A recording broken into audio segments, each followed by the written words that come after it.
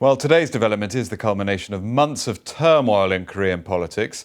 At the heart of the drama lies the close friendship between President Park, who took office in 2013, and a woman named Choi Soon-sil. Ms. Choi is accused of using her presidential connections to pressure companies to give millions of dollars in donations to foundations she controlled. She is now on trial. In December, Parliament voted to impeach President Park, with the final decision moving to the Constitutional Court.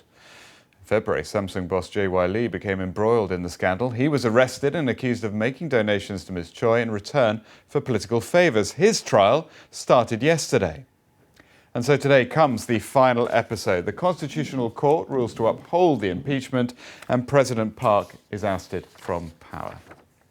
Well, let's discuss this further then with Robert Kelly, Assistant Professor at the Department of Political Science at Pusan National University in Pusan. Good to have you with us here on BBC World News. We have seen some protests on the streets. Do you see that as a harbinger of things to come?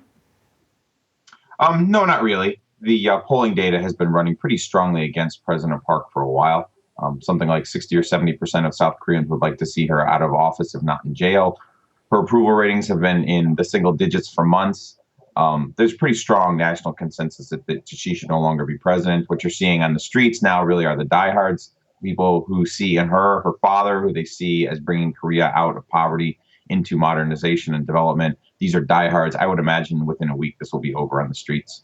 And what do you make of what's happened up until culminating, of course, with today? I mean, it seems very turbulent, but is this the democratic process in action? I think so. I'm actually quite proud of the Koreans. I don't mean to sound condescending, but I've been living here for 10 years. This is probably the best day I've actually lived here. I'm actually quite impressed at how they've done this. Very few democracies go the whole way through an impeachment process. The South Koreans did this without violence, without chaos. They followed the constitutional rules.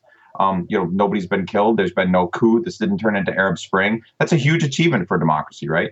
The system continues to roll on as expected. There will be election within 60 days. No, I would argue that this is a triumph of democracy. Scandals happen all the time. The question is, how do democracies respond to those scandals? And what will it mean for the wider region? I think one of your children has just walked in. I mean, shifting sands in the region. Do you think relations with the North may change? I would be surprised if they do. Pardon me. My apologies. What's this going to mean for the region? My apologies.